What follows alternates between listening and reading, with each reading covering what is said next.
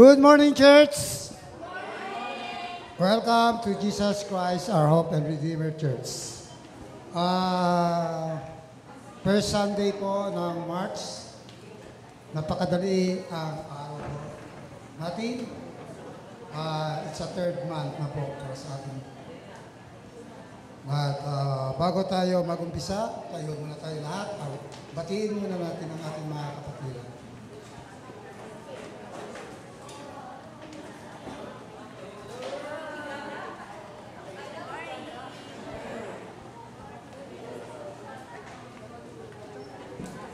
At tawagan ko po ang ating men's choir.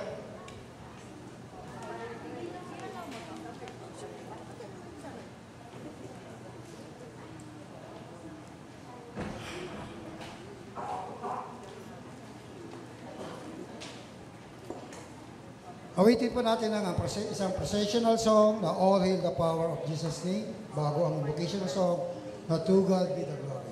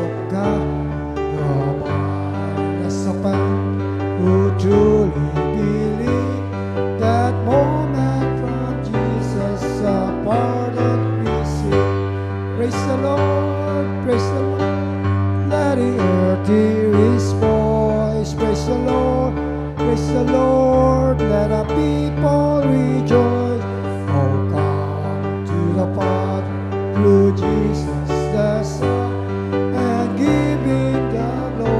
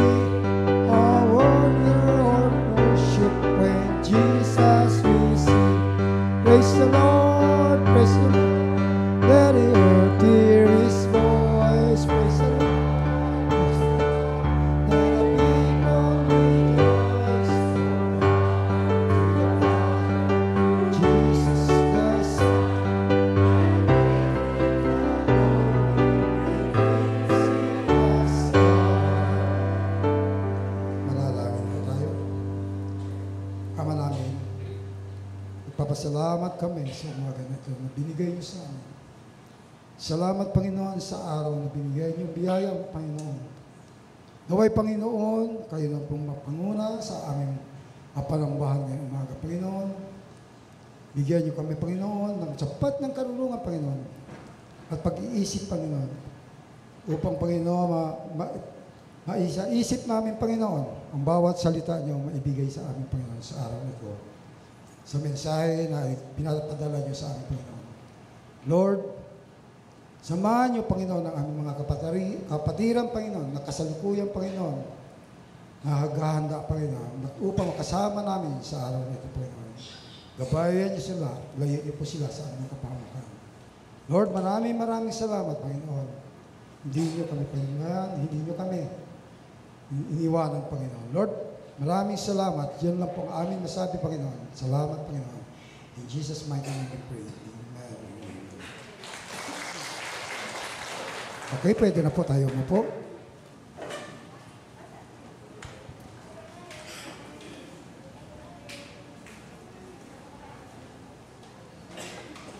Para po sa ating testimony, sino po gusto mabigay ng patotoo? Pasalamat at patotoo. Sa loob ng 3 buwan na nakalipas pa na sa taon na 2025 pa yun.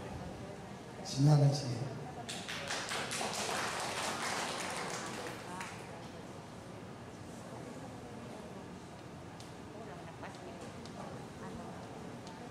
Good morning po sa ating lahat. Nagpapasalamat po ako sa Panginoon kasi nandito naman po tayo. Tipon-tipon para sa Kanya. Ang pupuri, magpapasalamat. Kaya ako ngayon, nandito magpapasalamat po ako sa Kanya sa mga biyayang nagkakaloob niya sa amin, sa ating lahat. Nagpapasalamat po ako kay Lord na hindi niya talaga ako pinapabayaan kahit ako po pag nagtatrabaho po ako 3 beses sa isang linggo. Pero araw-araw po ako, hindi ako nakakalimot kay Lord na dagdagan pa ang aking lakas para magampanan ang tungkulin ko sa Kanya. Kaya, sa mga trabaho ko naman po, nagagampanan ko ang aking mga tungkulin pagmula sa bahay hanggang sa aking trabaho. Hindi ko po na anuhan ang mga trabaho ko tuloy-tuloy po. Kaya sabi ko, magpapasalamat talaga ako kay Lord kasi sa araw-araw na binibigay niya sa akin na lakas, talagang siya lang talaga ang dapat kong asahan. Kaya maraming salamat sa Kanya. Sa Panginoon lang po ang kapurihan. Meron pa.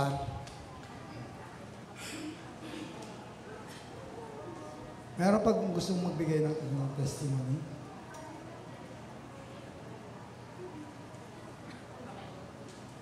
Wala na. Mahaba-haba pa yung oras natin. Si Ate Kim.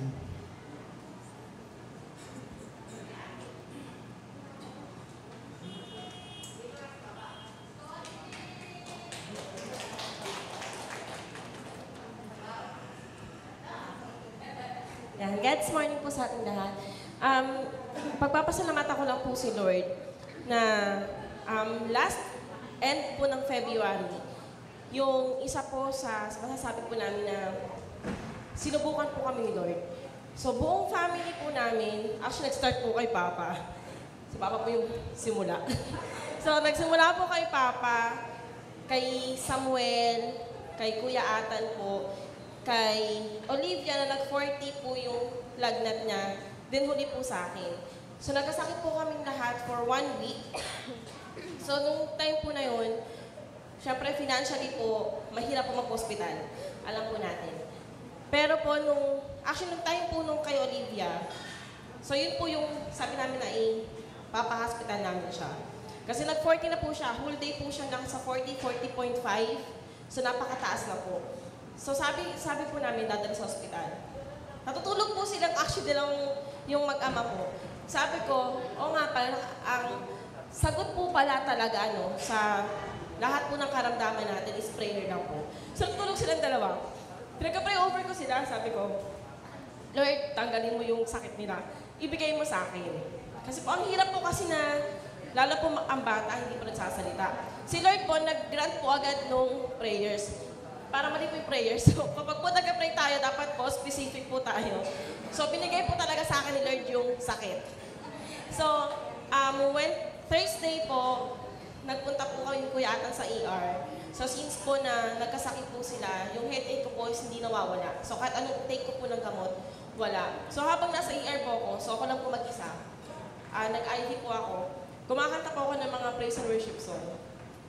So, habang po nag-IV, may gamot, hindi ko po nararamdaman yung cure. So, doon pa rin po yung sakit.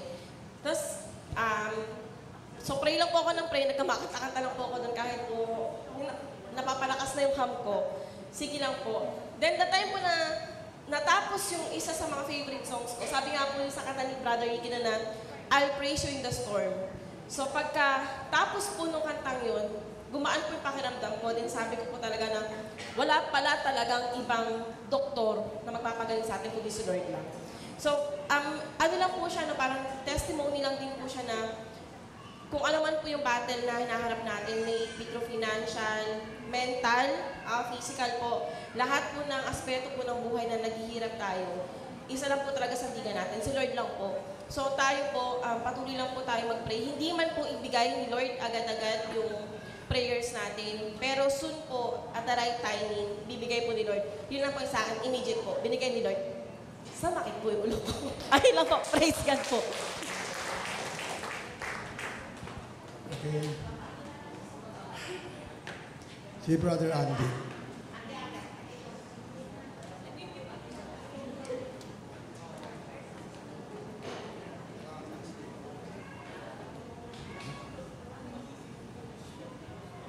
Salamat po sa Panginoon sa sayang life ko. Maraming salamat, Panginoon. At ako'y narito muli sa inyong harapan. At sabi ko sa Lord, Lord, lagi po ako magsisimula dito sa church ito. Makakukuyo kay Lord. Yung February 6 na ako rin na-accompany. Pero ngayon, tuloy ang pag-implement ng aking kalakasan. Salamat sa Panginoon. Praise the Lord.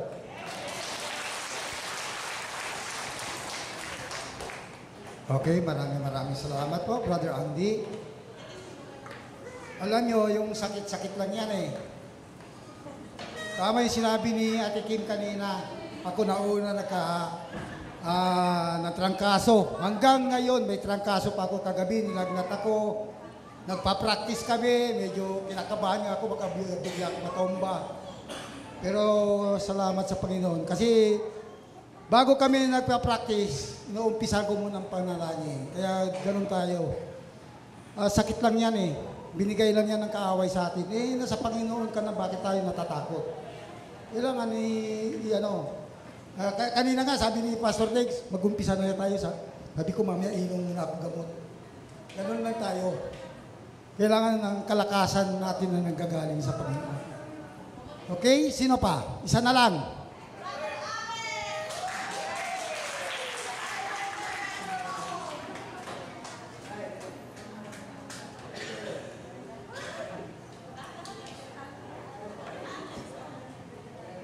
Wala naman akong masabi kundi God is good eh.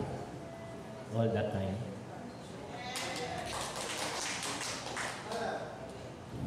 Pero, ang sakit para sa akin.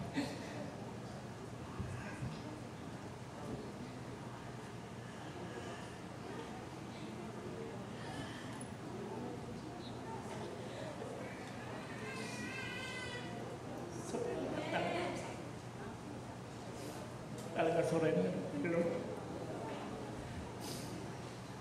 araw-gabi, iiyak ako sa kanya. Sabi ko, ang magagawa ko, kailangan maging normal pa rin. Dati, ang mata ko, sarado. At ang isa nakakadilat na. Yung isa lang, hindi pa, tabingi pa rin. nawala po sa alignment eh. Wala po siya sa posisyon. Nabali po yung axle eh. Sabi ko, Lord, di bali wala naman pera eh, basta't wag lang nagkakasakit. Pero sa awa ng Diyos, isang buwan na laging masakit ang ulo ko. Hindi ako makalabas ng kwarto. Nangihina. Pero ang pangalawang buwan, sabi ko sa doktor nung February 20, may pagkasa ba akong gumaling? Dok, tigilan na natin to. Sabi niya, may pag-asa ka. Stroke lang yan. Eye stroke lang yan. Marami namang gamot eh, sabi niya. Yung nga lang, may kamahalan. At tiwala ka lang sa Diyos. Sabi ko, yun ang nga po talagang number 1 eh. Tiwala talaga sa Panginoon. Alam niyo ba, dumarating sa punto yung nag-iisip ako na kunin na lang ako ni Lord eh. Kaya lang, minsan lumalakas ang loob ko, minsan mahina. Pero lahat ng bagay talagang nasa Panginoon. Napansin ko nga itong daliri ko eh. Kita nyo, hindi pare-parehas, di ba? Pag nilapat mo gano'n, hindi pare-parehas. May maigi eh. Magaling talaga si Lord eh. Pero pag pinagsama-sama mo, ayan no, pag sama-samahin mo, pantay-pantay na siya. Nagkakaisa sila. Sa ganyan din nagkakaisa sila. Ibig ko sabihin, pag may dinampot, kasama-sama sila. Lahat tayo nandito. Sabi nga, may janitor ka man, teacher ka man, mayaman ka man o hindi. Pero pag nasa church, nagsama-sama, isa lang ang focus nila, ang Panginoon lang. Di ba? Ito, nabalitaan ko nga si Brother Andy. Mahirap lumayo sa Panginoon. Kailangan talaga lagi tayo malapit. Yala po, ngayon lang po ako lumabas sa loob po noong January 5. Ngayon lang ako lumabas ng bahay, nagpasundo ako sa kapatid ko. Nung una po, mabagal ako magsalita. Pero ngayon, okay na. Isang mata na lang po ang problema ko. Isang mata na lang. Sabi ng doktor, sabi sa MRI, 3 months daw talaga yon. Ang nangyari lang po kasi sa akin noong January 5, bigla na lang ako nahilo. Umikot yung paningin ko. Sabi ng doktor, sinuka mo. Sabi ko, opo. Kung hindi ka sumuka, comatose ka. Buti na lang sinuka mo at mata lang ang nadali sa'yo. Hindi ka laki ng katawan. Kaya may pag-asa. Salamat po, Dok. Sabi ko. Salamat po sa Panginoon. Thank you po sa inyo. Pray nyo na lang po ako. Alam niyo si Brother Albert, matagal ko nakasama yan si Brother Albert. Umaakyat na yan sa stage, nagpipreach na yan noon. Siyempre, hindi natin alam yung landas na tinatahak natin. Doon tayo sa ano. Kaya ang Panginoon, manunumbalik talaga tayo sa Panginoon kahit anong gagawin natin. Kahit liko-liko ang daadaanan natin, pero patungo pa rin tayo sa ating Panginoon.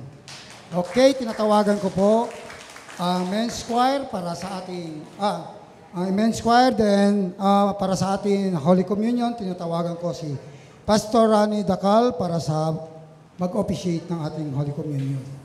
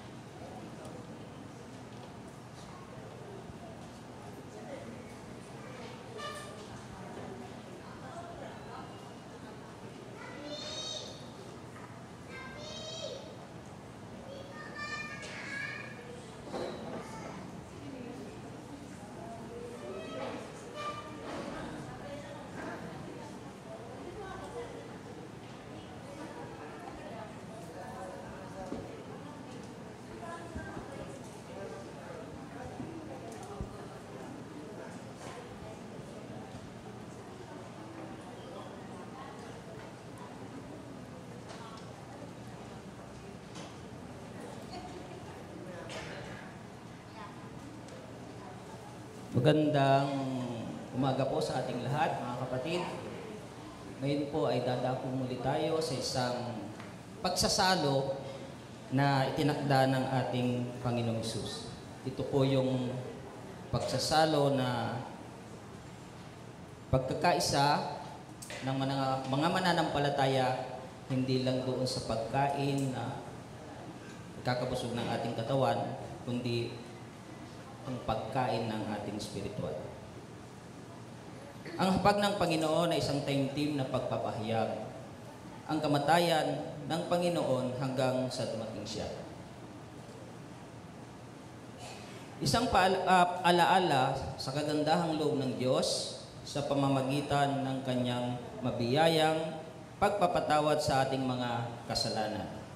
Ito ay hindi lamang isang ritual na ginagawa ng iglesia, kundi ito ay isang pagsunod sa utos ni Jesucristo na ating Panginoon.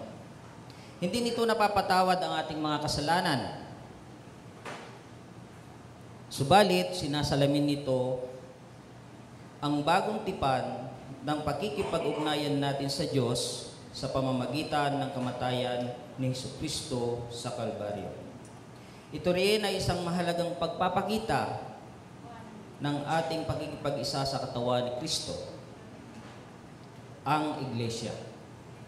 Ang babala ni Apostol Pablo ay nagsisilbing paalala sa atin na ang hapag ng Panginoon ay isang gawaing pinag-iisa, hindi pinagbabahabahagi ang mga mananampalataya kay Kristo. Mariing ipinapaalala ni Apostol Pablo na ang hapag ng Panginoon ay isang banal na gawain at dapat igalang. Ang pakikibahagi rito ng hindi nararapat ay magbubunga ng hindi maganda. Ang hindi nararapat na pagtanggap at pag-inom ng mga simbolo ay isang kasalanan sa katawan at dugo ng ating Panginoong Hesus. Dahil dito, kinakailangan saliksikin natin mabuti ang ating sarili upang ating matiyak ng buong kamalayan na tayo'y karapat-dapat na sumalo, makiisa sa banal na hapag ng ating Panginoon. Tinatawagan ko po yung mga usher, si Brother Arnold, Brother Timapilis, Brother Mark, Brother Digong, at si Pastor Reggie.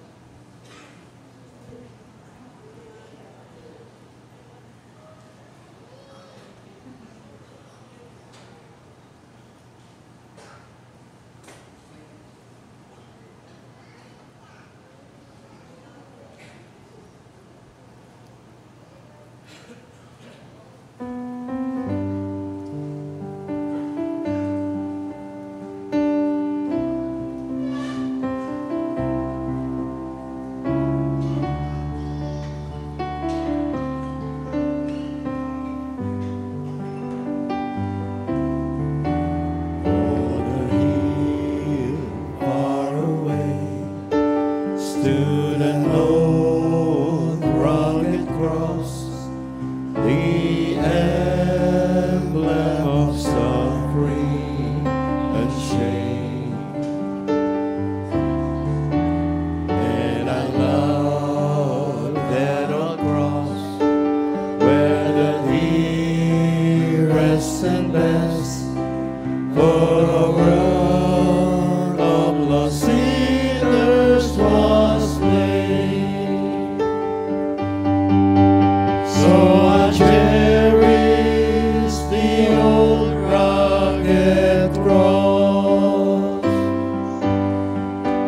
till my trophies at last I lay down. I will cling to the old rugged cross and exchange it someday for a crown. Oh, that old rugged cross, so despised by the world, has a wondrous attraction to me.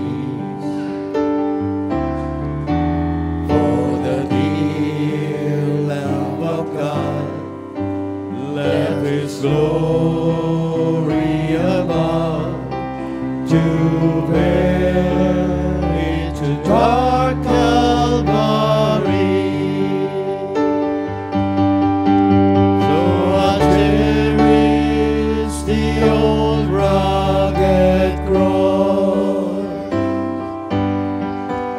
till my trophies at last I lay down. I will cling to the old rugged cross and exchange it someday for a crown. To the old rugged cross I will ever be true. Its shame and reproach gladly bear. Then He'll call me someday to my home far away, where His glory forever I share. So I cherish the old rugged cross till my trophies at last I lay down. I will cling to the old rugged cross and exchange it someday for a crown.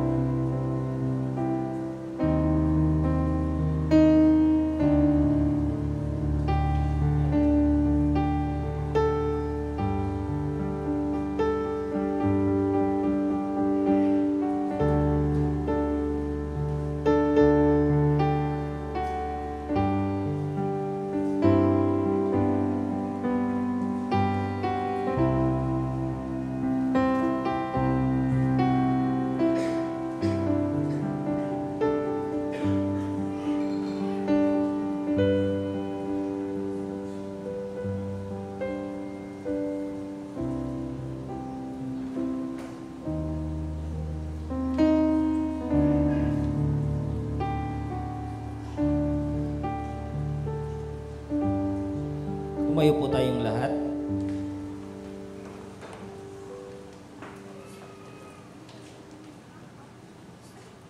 Papanalangin po natin ang tinapay. Panginoong naming Diyos, lubos ang aming pasasalamat sa iyong dakilang pagmamahal sa amin.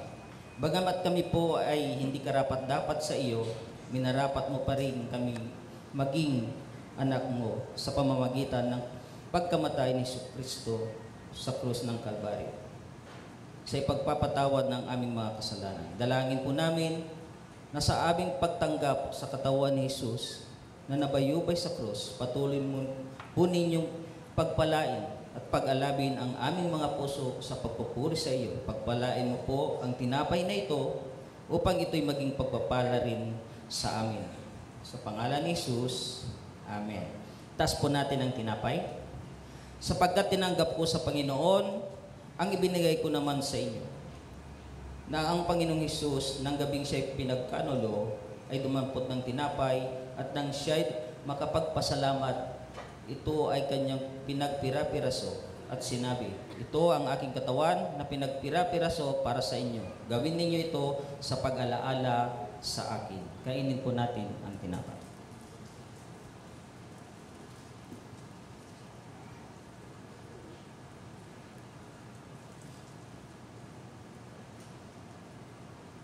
Panalangin po natin ang kupa. Panginoong naming Diyos, kami ay nagpapasalamat din sa iyong kaloob na buhay. Ang dugo ni Jesus na nabubos sa krus ng Kalbaryo, ang siyang naghugas sa aming mga kasalanan upang kami maituring mong mga anak. Inihahandog po namin sa iyo ang aming mga pagsamba at pasasalamat bilang isang haing buhay para sa ikaluluwalhati ng iyong pangalan. Habang patuloy po namin ipinapahayag ang iyong kaharian at ang iyong muling pagbabalik. Ito po ang aming dalangin sa pangalan ni Jesus. Amen. Taas po natin ang kupa. Sa gayon ding paraan ay kinuha niya ang kupa pagkatapos maghapunan at sinasabi, ang kupang ito ay isang bagong tipan sa aking dugo. Gawin ninyo ito tuwing kayo'y iinom nito sa pag-alaala sa akin, sapagkat sa tuwing kainin ninyo ang tinapay nito at inuman ang kupa, ipinahahayag ninyo ang kamatayan ng Panginoon hanggang sa dumating siya. Tanggapin po natin lahat ang simbolo ng dugo ni Kristo. Manalangin po tayo.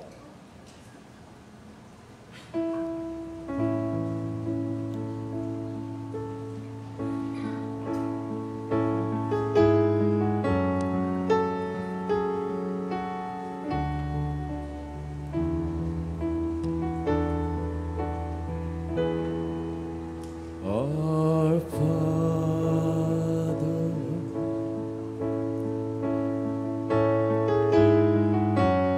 which art in heaven, hallowed be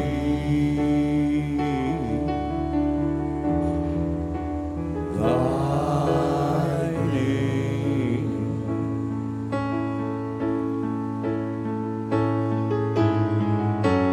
Thy kingdom come, thy will be done on earth as it is in heaven.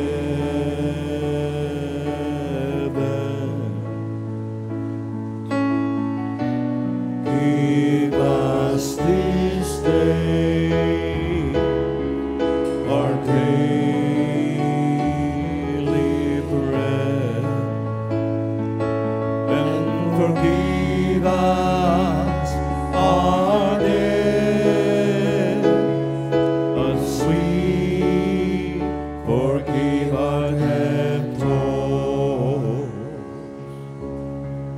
and lead us not into temptation, but deliver us from evil.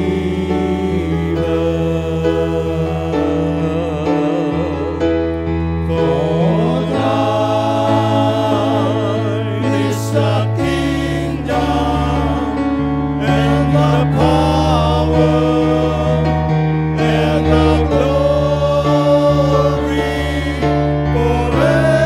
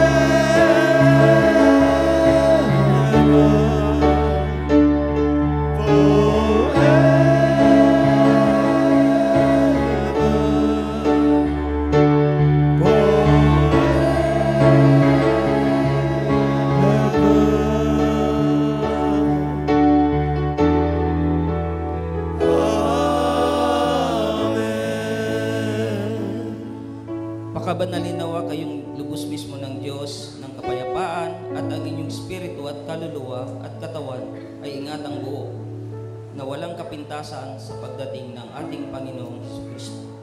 Tapat ang sa inyo'y tumatawag na nagagawa rin naman ito. Ang biyaya ng ating Panginoong Jesucristo ay sumainyo. Amen.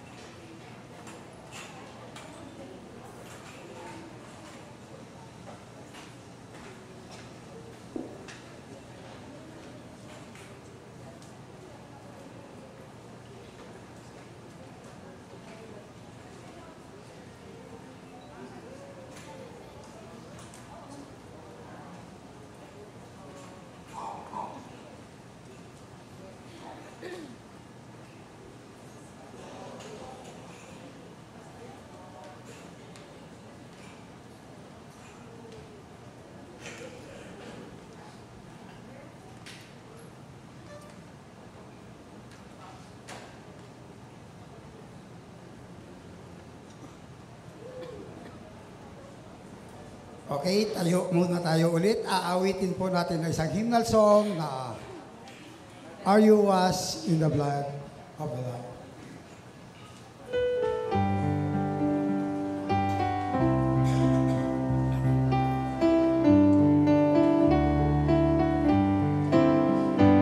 Have you been to Jesus For the cleansing power, Are you washed in the blood of the Lamb? Are you fully trusting in His grace, His love? Are you washed in the blood of the Lamb? Are you washed in the blood, in the soul-cleansing blood of the Lamb? Are your garments spotless and white as snow? Are you washed in the blood of the Lamb? Are you walking daily by the Savior's side? Are you washed in the blood of the Lamb? Do you rest each moment in the crucified? Are you washed in the blood of the Lamb? Are you washed in the blood, in the soul-cleansing blood of the Lamb?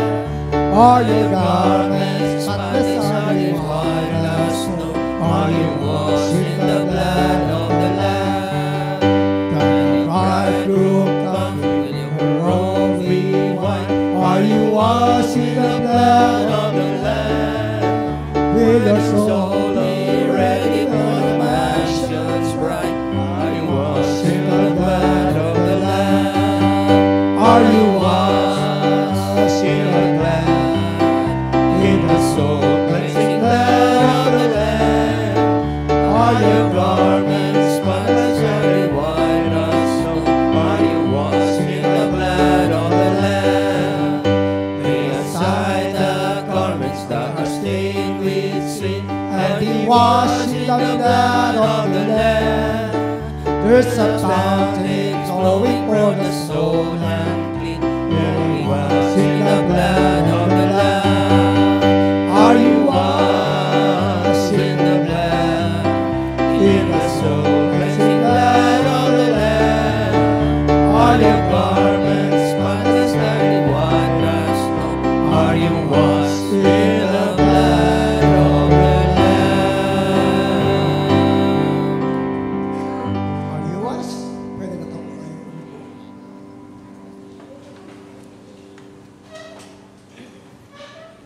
Okay, wala na po mag-introduce sa ating guest speaker. Natawagan ko na lang po siya ulit.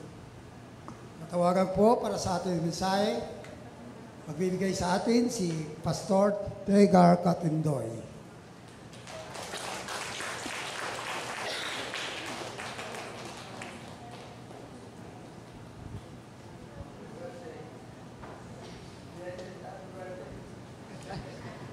Thank you, Brother Andy.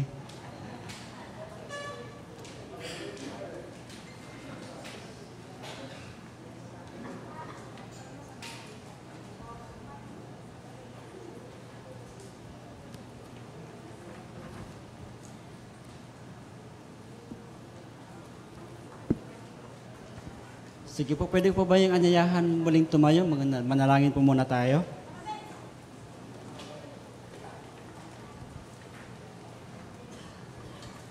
Yes, Lord, hallelujah. Dakilang Diyos, amang banal, kami po muli ay dumudulog. Panginoon, nagpapasalamat sa iyong masaganang habag sa amin, Panginoon, sa iyong biyaya, kagandahang loob sa bawat isa, na patuloy pong nararanasan ng bawat isa, Panginoon. Lord, sa mga oras pong ito, itinataas ko po sa iyo ang gawaing ito. Dalangin ko po na patuloy mo kaming gabayan, samahan, patnubayan, Panginoon. Sa mensaheng ito, Lord God, na inihanda mo para sa amin. Dalangin ko po, Panginoon, na mga salita mo, Lord God, ay ito po ay patuloy na magbigay sa amin ng kalakasan, maging gabay po namin sa araw-araw po naming pamumuhay. Lord, maging kalakasan ng bawat isa, maging gabay, Lord, magbibigay ng liwanag, Panginoon, sa paglakad po namin sa mundong ito, Lord God, na kinalalagyan po namin. Pinagkakatiwala po namin ang lahat sa iyo, Panginoon. Ikaw lamang ang maluwalhati at mapapurihan. Lord, ang iyong abang lingkod, Panginoon, gamitin mo lamang kasangkapan mo, Lord God, bilang iyong instrumento, Lord God, na maging daluyan ng iyong mensahe. Banal na Espiritu, ikaw po ang magsalita sa magitan ng iyong lingkod at mangusap po kayo sa bawat isa sa amin. Ito pong aming dalangin sa pangalan ni Jesus. Amen. Maraming salamat po. Maaari na po tayo makaupo.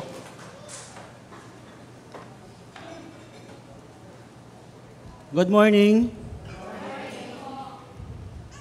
Kumusta po? Parang hindi mabuti ah. Kumusta po? Hallelujah. Mahaka ba? Kahit andito ka na sa taas, mula kanina eh. No? Praise the Lord.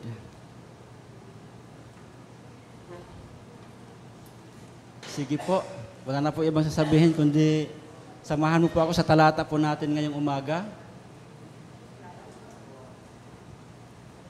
Mula po sa pangalawang Korinto, chapter 6, verse 14 to 18. Yung mga sandata po natin, pakibukas po tayo. Sino po may mga dalang Bible?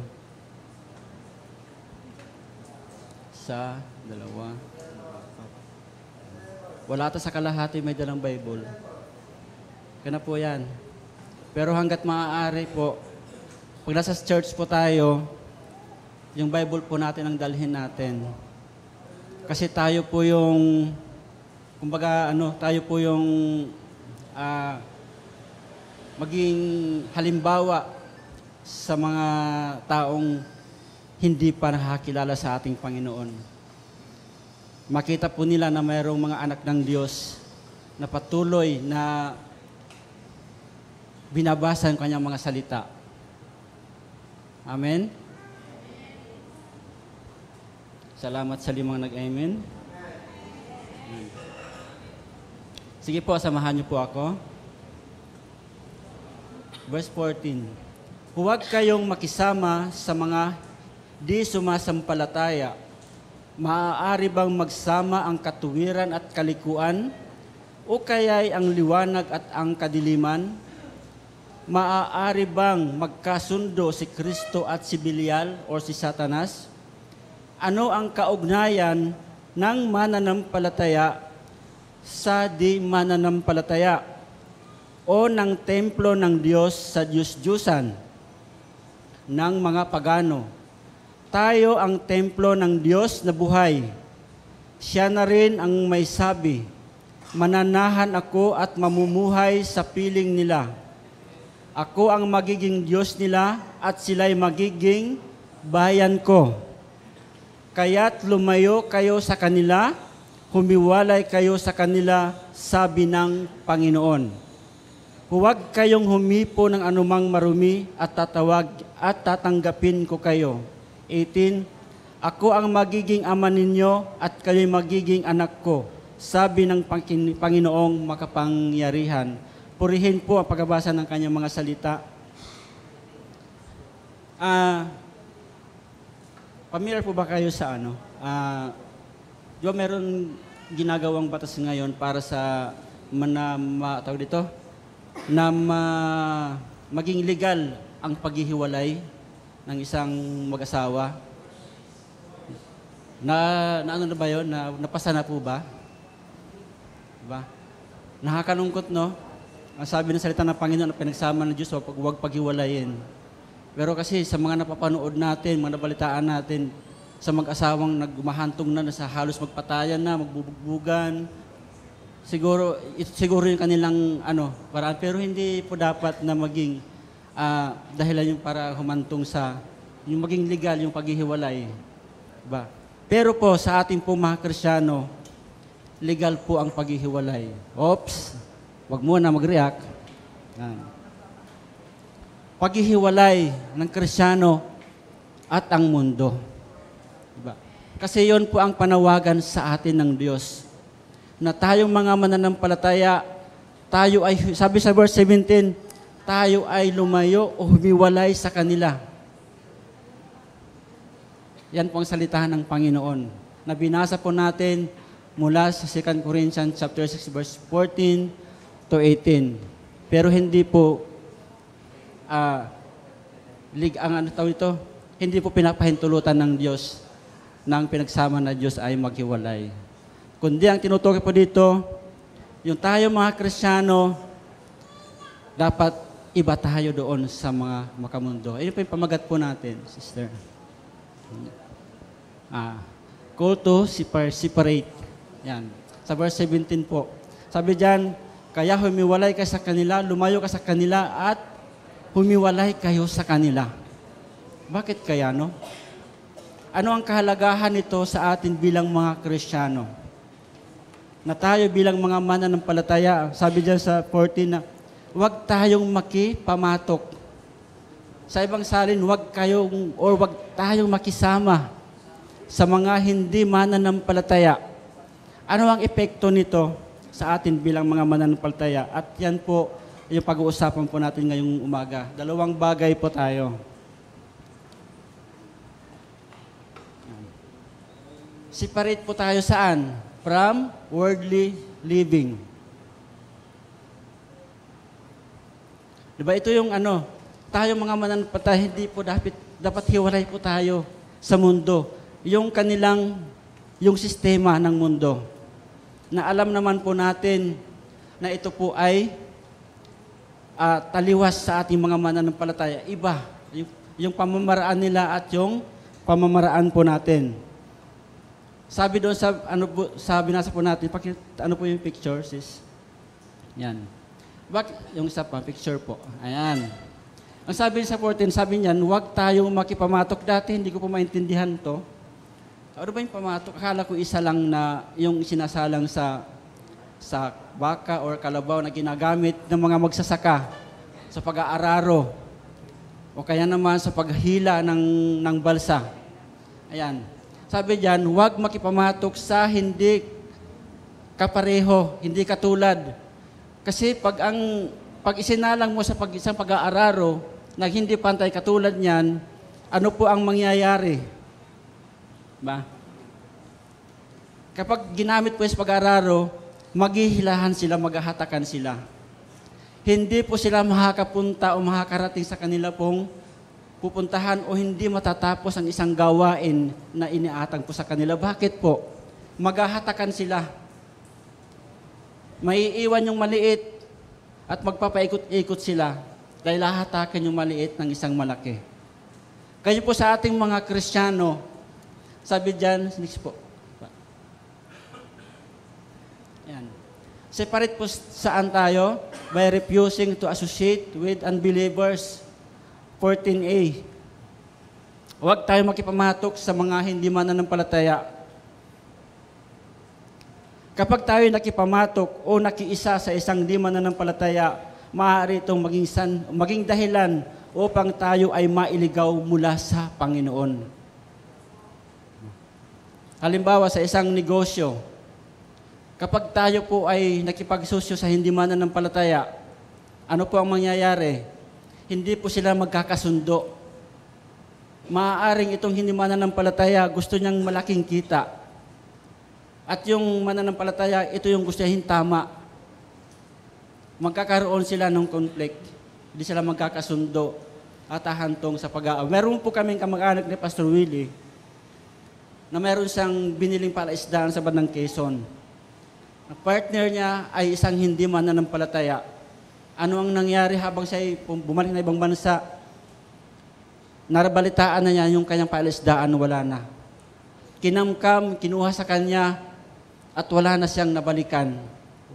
Nabaliwala yung kanyang pinundar na palaisdaan. Kasi hindi po pwede na magsama or hindi po tayo pwede makipamatok sa hindi natin katulad, sa hindi natin kapareho yung paniniwala or pananampalataya. Isa pa, sa pagpasok ng relasyon,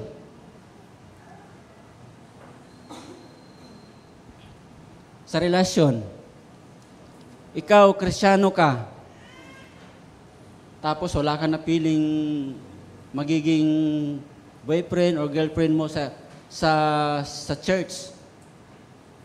Maraming mga Kristiyano nagkaroon ng relasyon sa mga hindi mananampalataya. Pastor, guwapo maganda Baka naman po ako yung gamitin, Lord, para madala siya sa Panginoon. 99.9% sinasabi ko sa iyo, may hirapan ka. At marami po akong experience or na mga kaibigan, kakilala, kapatid, na gano'n ang nangyari sa kanila. Baka naman akong gamitin, Lord, baka mahatak ko siya sa Panginoon. Anong nangyari? Sila ang nahatak. Sila yung nadala sa mundo. Imbis na yung tayong mga Kristiyano ang maging mag-akay sa kanila para sa Panginoon, tayo po ang naakay. Pasalamat nga ako Kasi ang yung abang lingkod, pumili rin ako na hindi mananampalataya. Diba? Mabuti na lang, praise God. Diba? At yun din palang hinahanap niya. Yung hindi lasinggero, hindi sugalor, hindi babaero, Ayan. Ang nangyari pa nga, bis nadalhin ko siya, ako pag umakay sa kanya sa yung backslide ako. Ako pag umakay sa kanya sa mundo, yung parang mali. Mga kapatid, huwag po tayong makipagrelasyon or makipag-ugnayan sa mga taong hindi mananampalataya. Napaka-imposible po na maakay po natin sila. Kasi ang dahilan ng mga kapatid, guwapo, maganda, mahirap naman, bitawan. Diba? Marami dyan, kunyari mag-a-attend, para makuha yung loob. Mabuti na lang wala sa church. Ganito. Marami akong dating, itong katwiran Madadalo ko sa Panginoon yan, akong gagamitin ni Lord. Ang lakas ng loob, ang tapang. Ako gagamitin ni Lord para madala siya. Kasi wala na sa Panginoon. Yung kapatid ko nga, ayan. Siya yung nadala. Ginagamit sa church. Wala na. Nagdala siya ng Bakit? Yung katwiran po natin, hindi yun ang katwiran ng Diyos. Kung ikaw naman, may asawa na at nakakilala sa Panginoon, huwag mo siyang iwan. Huwag mo siyang hiwalayan. bagkus maging patutuo ka sa Kanya para madala mo siya sa Panginoon. Amen? Kasi nangyari sa akin noon, hindi pa ako born again, nagkaroon ako ng girlfriend, saglit lang, tapos na born again ako. Hindi ko na pinuntahan yung babae, yung girlfriend ko. Inawanan ko na lang basta-basta. Wala na, walang komunikasyon na. Wala pa namang cellphone dati. Hindi ko alam kung saan na siya. May pinalit naman si Lord eh. Diba? Ayan. Kapatid, napakahalaga po sa ating mga mananampalataya yung kapareho po natin, kapamahatok po natin. Yung pag-isunod yung pamahatok, pareho kayo, magsabay kayo, magtutulungan kayo, mag-aakayan kayo, magpapalakasan kayo. Yung kung meron man sa inyo dito, meron ng mga boyfriend, girlfriend na hindi ka kapananampalataya, siguraduhin nyo muna na madala mo sa Panginoon. Hindi ko sinasabing hiwalayan nyo na. Si Lord po ang siyang kikilos sa buhay po nila, sa bawat isa sa inyo. Yan po. Yan. Pangalawa po, by refusing to live with unbeliever. Yan nga po. Ayan. O kaya, sabi dyan, sa B, hindi pwede magsama ang liwanag at ang kadiliman or ang dilim. Napaka-imposible po na pagsamahin ang liwanag at dilim.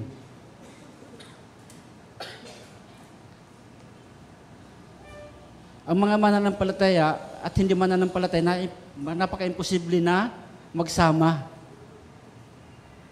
Halimbawa dyan, Apostol Pablo, yung liwanag at dilim na hindi pwede magsamahin. Bakit po kaya ito? No? Insulat po na Apostol Pablo. Sabi niya, sa unang talata pa lang sabi niya, yamang kami mga katulong nagsagawain ng Diyos. Ipinamamanhik namin sa inyo na huwag ninyong sayangin ang pagkakataong ibinigay sa inyo. Sabi sa ibang salin, huwag ninyo sayangin yung biyaya na tinanggap ninyo sa Panginoon. Kasi nakita na Apostol Pablo yung pamumuhay ng mga Kristiyano sa Korinto. Palasak sa kasalanan, sa imoralidad ang Korinto. Kaya ito po yung pangalawang sulat sa Korinto. Sabi niya, huwag ninyong sayangin, mga kapatid. Kasi dito, makikita natin, pag binasa po natin buong chapter, yung mga mananampalataya dyan, isinara na yung kanyang puso kay Apostol Pablo. Yung mga Kristiyano, ang problema nito ay problema ng simbahan po. Yung immoralidad na lumalaganap o palasak sa church ng Korinto. Alam ni Apostol Pablo kung anong kalakaran mayroon sa Korinto. Kaya ito na lang yung kanyang pakiusap. Sabi niya, bilang ama ninyo, nakikiusap ako. Ay, pastor, sa Korinto pa yan nangyari, sa unang panahon pa yan ng mga apostol. Yung panahon ngayon at panahon ngayon, halos pareho lang. Nangyayari doon, nangyayari pa rin ngayon. Sa church. Buti nga, wala sa Jico High yan. Amen? Huwag po tayong makisama sa mga hindi mananampalataya. Eh, pastor, paano po yan? Sa trabaho ko, ako lang yung Kristiyano. Lahat sila hindi Kristiyano. Anong gagawin ko, pastor? Paano ko silang iiwasan? Sabi dyan, ang liwanag at ang dilim hindi pwede magsama. Ano ba yung pagkatawag sa'yo ng Panginoon, kapatid? Anong sabi ng Lord sa atin? Kayo ang ilaw ang sanlibutan ito. Ang liwanag po, inilalagay sa tamang lagayan. Bakit? Para maging tanglaw sa taong nasa paligid mo. Kung yung iba yung pamumuhay nila, huwag mong tularan, huwag kang makisama sa kanila. Ito sinasabi ng salita ng Panginoon sa title po natin na yung from worldly living. Iba ka doon sa kanila dapat. Iba tayo dapat sa kanila. Yung pamumuhay natin, yung pamumuhay natin, yung pamamaraan natin sa mga hindi mananampalataya. Tayo dapat ang maging liwanag sa kanila. Amen? Next po. Ay, sabi po ng Psalms chapter 1, sabi doon, sahin ko lang.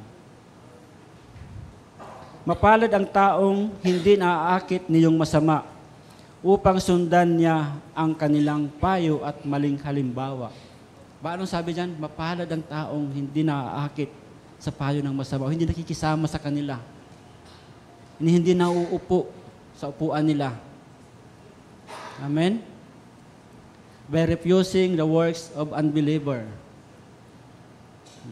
Yung nga nabanggit ko na kanina, yung mga gawa nila na iba sa gawa po natin. Huwag po natin tularan.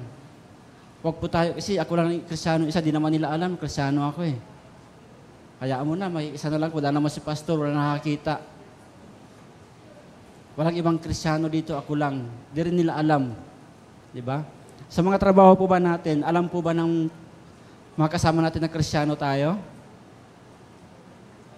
Sino po yung mga nasa kumpanya? Diba?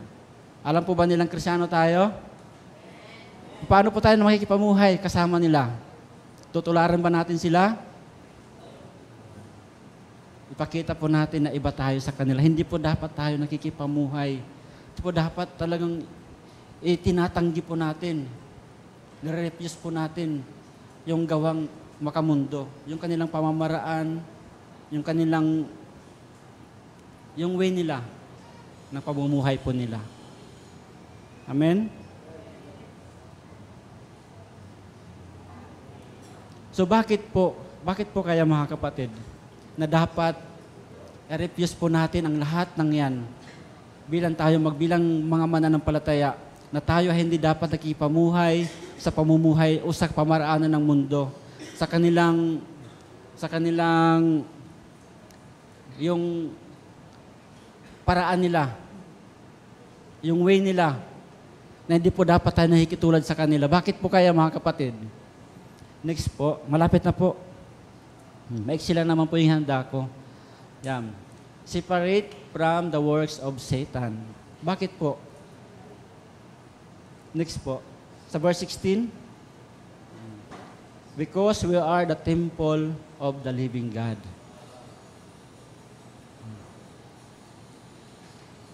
Saan yung 16?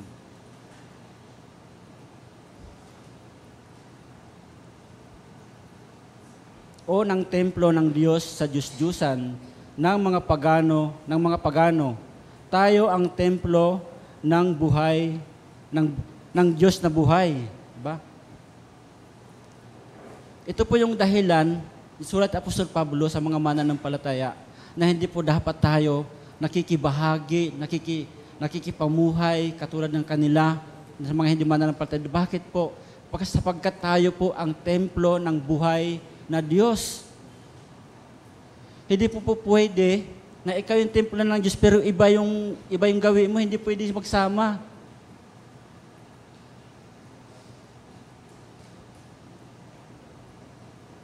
Habang ang banal na espiritu nananahan sa atin, tapos patuloy tayo namumuhay sa kasalanan.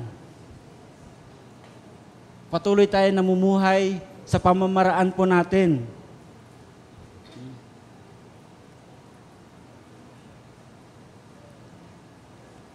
Mananahan ako at mamumuhay sa piling nila. Ako ang magiging Diyos nila. At sila'y magiging bayan ko. Sa letter B. Ikaw at ako kapatid, tayong lahat na mananampalataya, tayo po ang templo ng Diyos. So dapat, ano pong dapat natin gawin? Dapat namumuhay tayo. Ang Diyos nananahan po sa atin sa pamamagitan ng banal na Espiritu. Because we are God's people. Tayo yung bayan ng Diyos. Amen po ba mga kapatid? Parang 11:13 pa lang Matatapos na ako Makakapamasyal tayo ng maaga. Yan. Sige. Tagalan natin, tagalan. Tagalan natin. Ayan. Kalimutan ko tuloy ba sasabihin ko.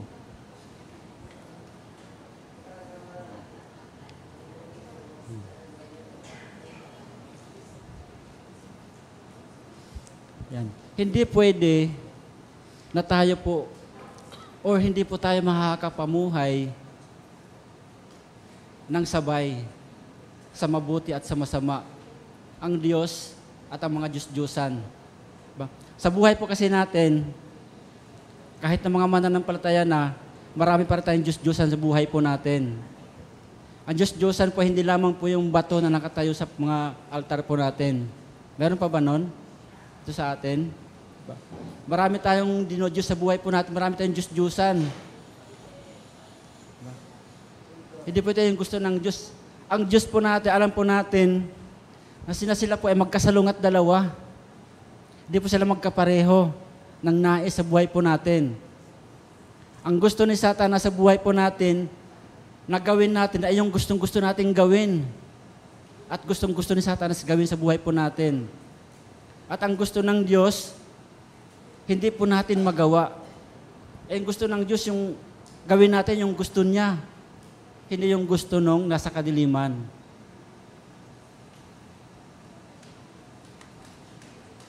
Amen? So nais ng Diyos, bilang kanyang templo, ang Diyos po natin, siya po ay seloso. Tayo nga, siselos po tayo, di ba? Kung mayroong ibang kakausap nga lang yung mahal natin. Iba na yung ano natin pakiramdam. Tama po ba? Diba? Siselos na tayo. Sigad pa kaya, ayaw ng Diyos na mayroon tayong ibang dinodiyos sa buhay po natin. Ang Diyos nananahan po sa buhay po natin. Huwag po tayo magkaroon ng ibang Diyos-Diyosan sa buhay po natin dahil tayo ang templo ng Diyos na buhay. Tayo yung kanyang bayan. Bayan po, talagang napakasagana ng biyaya ng Diyos sa atin. Tayo po ay hindi kabilang sa bayan ng Diyos, pero tayo po ay ibinilang ng Diyos sa kanyang bayan.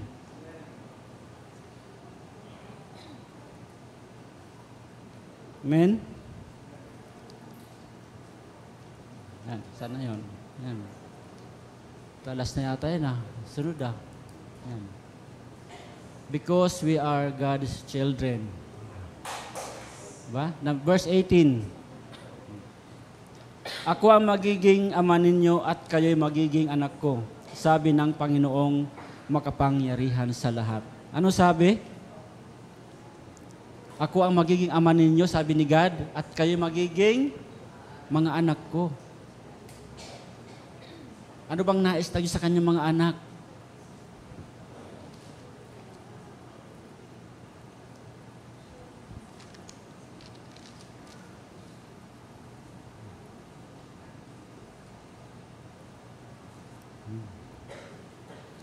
Ang mamuhay po tayo ayon sa kalooban ng Diyos. Mamuhay tayo ayon sa nais ng Diyos. Yung inilagay sa harapan natin na pwede po natin lakaran. Makapamuhay tayo ayon sa kapamaraanan ng Diyos na inihanda po sa atin. Bilang kanyang mga anak, tayo nga, bilang mga magulang, ayaw po natin na naliligaw yung mga anak po natin, naliligaw ng landas. Sumasama sa mga barkadang hindi dapat barkadahin. Ang Diyos po natin, siya yung ama natin, tayo kanyang mga anak, nais ng Diyos ang buhay po natin maging maayos tayo. Makapamuhay po tayo kasama yung mga mananampalataya.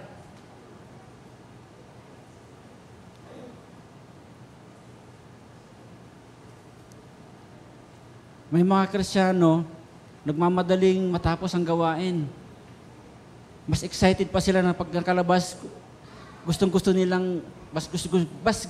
nilang kausap yung mga hindi mananampalataya. Nag-i-enjoy sila. kaysa makabanding yung kapwa nila Kristiyano.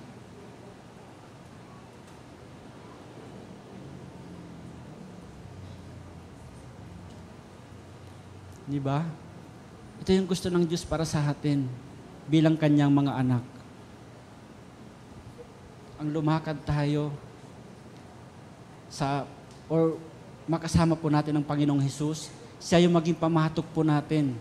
Huwag po tayo maging pamahatok doon sa mga hindi kapamatok natin. Hindi kapantay. Kasi ililigaw lang tayo. Hindi tayo makakarating sa pupuntahan po natin. Kaya maraming mga Kristiyano ang hindi nagtatagal. Bumabalik sa dati nilang gawain. Hindi sila makarating doon sa gusto ng Diyos. Bakit? Hindi kapantay, hindi nila kapamatok yung kanilang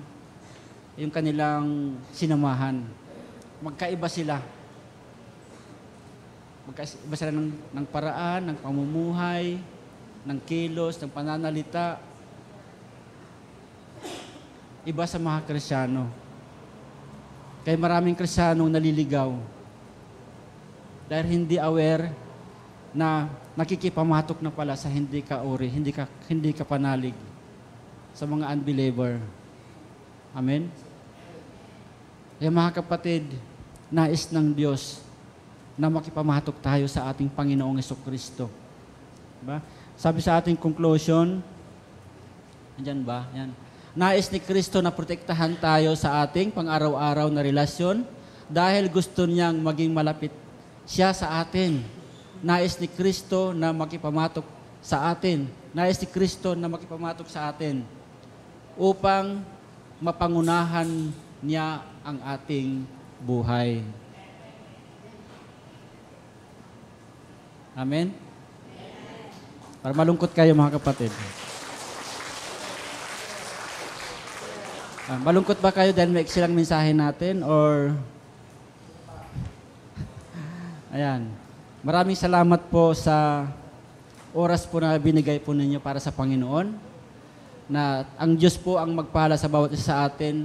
Nawa, dalangin ko na ang salita ng Diyos, ito po ang maging ilaw po natin, maging tanglaw po sa paglakad po natin sa mundong ito. Maging gabay po natin, maging kalakasan po natin. At ang salita ng Diyos ang magtuturo sa atin patungo sa nais ng Diyos na lakaran po natin, tutunguhan po natin. God bless po sa inyong lahat. Mga kapatid, pagpalain po kayo ng Panginoon. Tayo po manalangin. Tayo po tayo.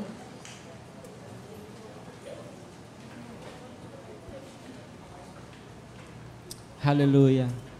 Dakilang Diyos, sa mga banal, kami po ay nagpapasalamat, Panginoon, sa oras, Lord, na binigay mo sa bawat isa na kami po ay nagkasama-sama, Panginoon, upang pagsaluhan, Panginoon, ang iyong mga salita, na ito po ay maging kabusugang espiritual po namin, Panginoon, maging gabay namin, maging kalakasan po namin, Lord God. Panginoon, nais namin makipamahatok sa iyo, Lord Jesus, upang mapangunahan mo kami, magabayan mo kami, patungo sa nais mo sa amin po mga buhay, Panginoon. Lord, ikaw po, Panginoon, patuloy na magpaalala sa bawat isa sa amin, Lord God, sa araw-araw po namin pamumuhay, Panginoon. Lord, na maaari, Panginoon, nakakalimot kami, naliligaw kami, Panginoon. Lord, di po namin alam na nakikipamatok na kami, Panginoon, nakikisama kami sa mga hindi mananampalataya, Panginoon. Lord, ikaw po magpaalala sa amin, ikaw po magtuwid sa amin, Panginoon, sa magitan po ng iyong mga salita na amin pong narinig ngayong umaga, Panginoon. Lord God, sa mga kapatid po na narito, Lord God, na nagbigay ng kanilang oras at panahon, Panginoon, upang sumamba sa iyo, makinig ng iyong mga salita, pagpalain mong bawat isa sa kanila. Ikaw, Lord God, ang mag-provide, Panginoon, ang kanilang pangangailangan sa pang-araw-araw, Panginoon. Maging ng kalakasan, Lord God. Panginoon, dinadalangin ko rin, Panginoon, sa mga kapatid na mayroong sakit, Panginoon. Dalangin ko po ang iyong mapagpalat, mapaghimalang mga kamay. Abutin mo sila, Panginoon. At hayaan mo, Lord God, na maranasan po nila ang kagalingan, Panginoon, sa pangalan po ng Panginoong Hesus. Maraming salamat po, Panginoon, ito po ang aming dalangin sa pangalan ni Hesus. Amen.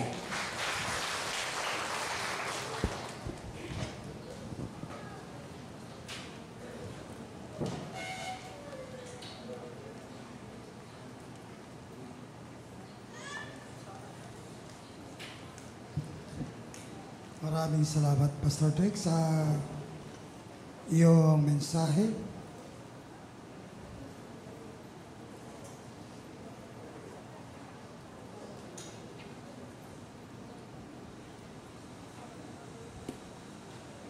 Bago po tayo mapunta sa ating operatory, tayo muna tayo lahat at tinatawagan ko ang ating men's choir. Awitin muna natin ang isang hymnal song na Just a Closer Walk with You.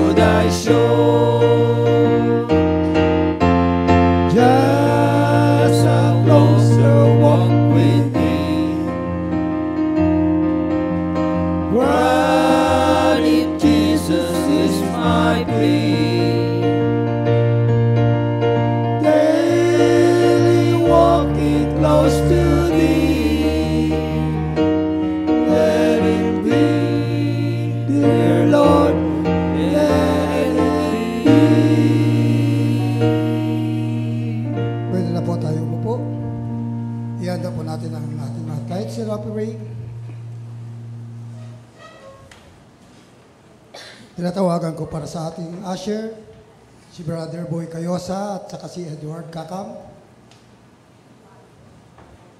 At ipagpe-pray po ni Pastor Boyet Balaños.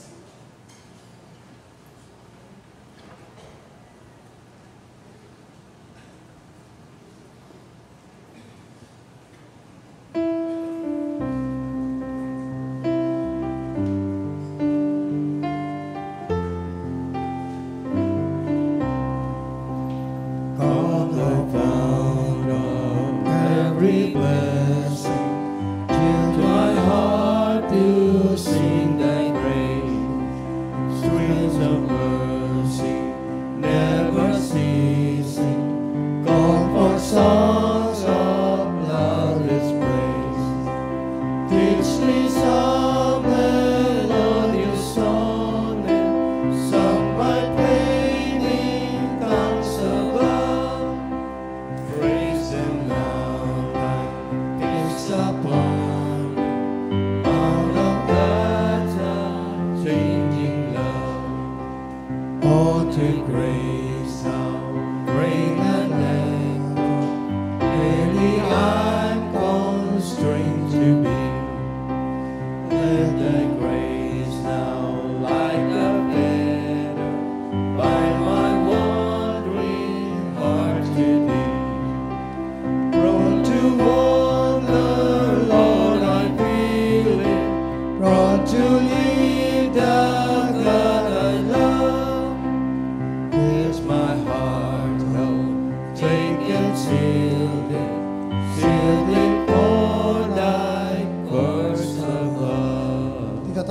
po si Sister Lourdes.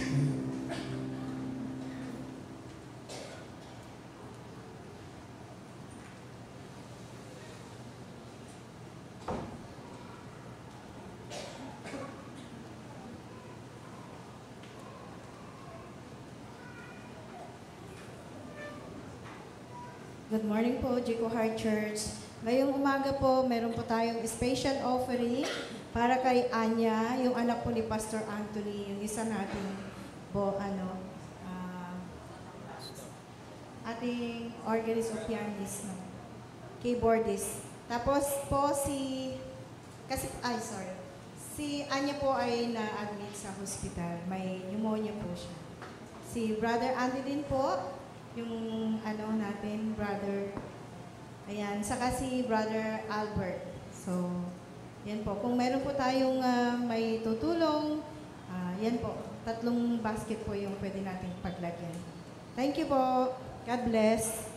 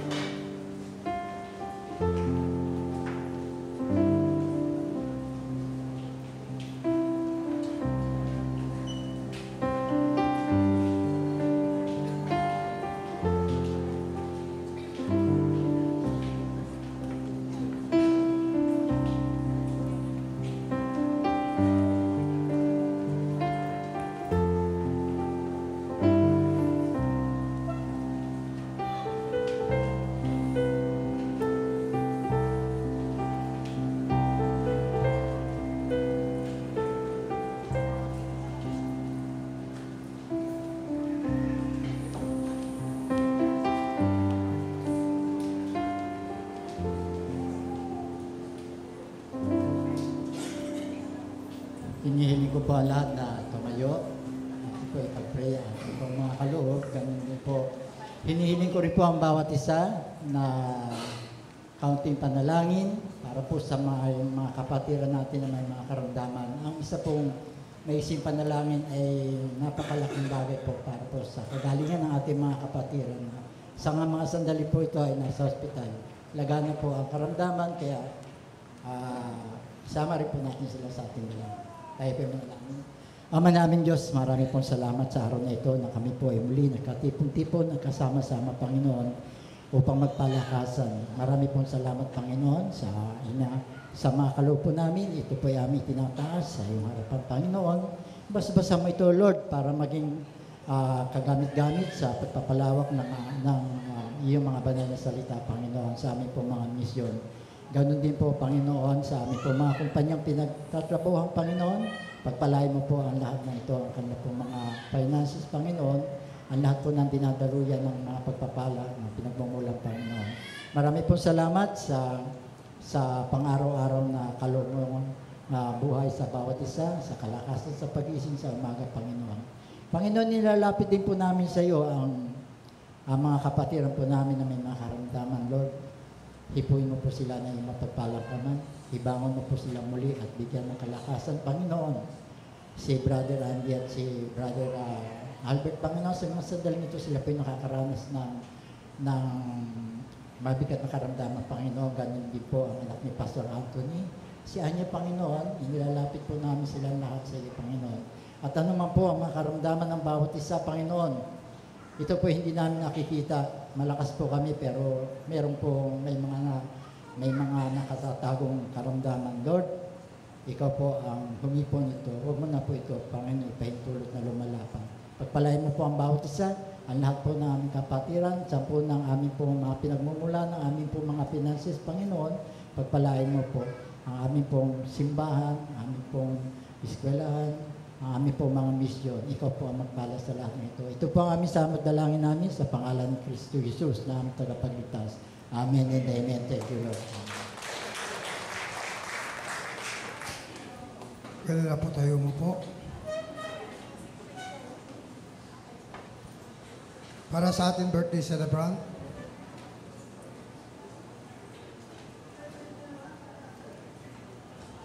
happy birthday kay Raniela Bolaños.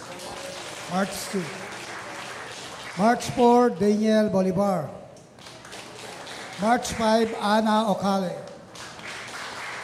March 5, Janica Caisano. March 6, Glorina Garcia.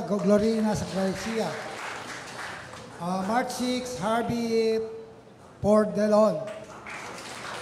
March 7, Christine Mandero. March 8, Brent Honra. Happy birthday and God bless you. Awitin po natin sila ng count your blessing.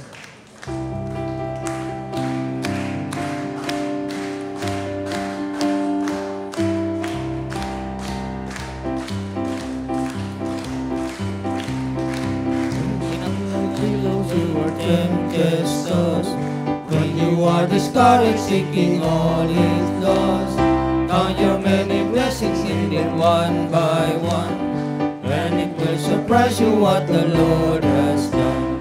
Count your blessings indeed one by one. Count your blessings, see what God has done. Count your blessings indeed one by one. Count your many blessings, see what God has done. Happy birthday po. Para sa ating bisita. Wala. Announcement? Any announcement? Wala rin po. Tayo po tayo lahat para sa ating closing prayer. Tinatawagan ko po ating Pastor Degar Katindoy. Pagkatapos ang doksa.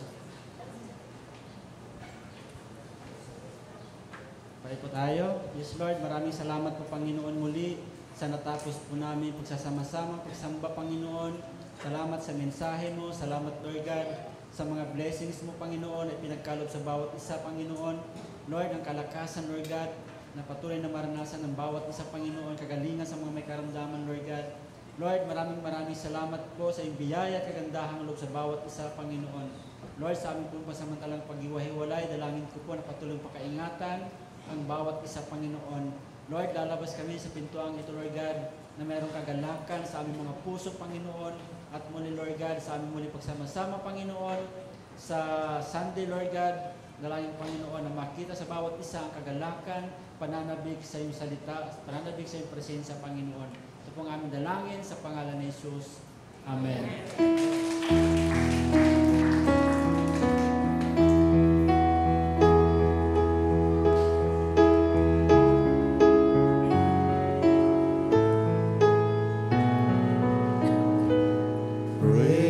God from whom all blessings flow. Praise Him, all creatures here below. Praise Him above the heavenly host. Praise Father, Son, and Holy Ghost.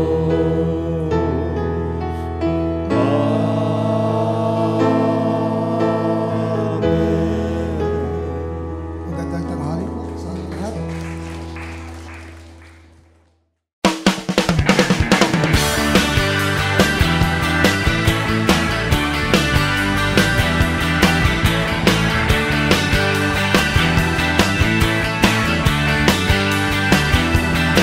Oh God, you've been so good to me.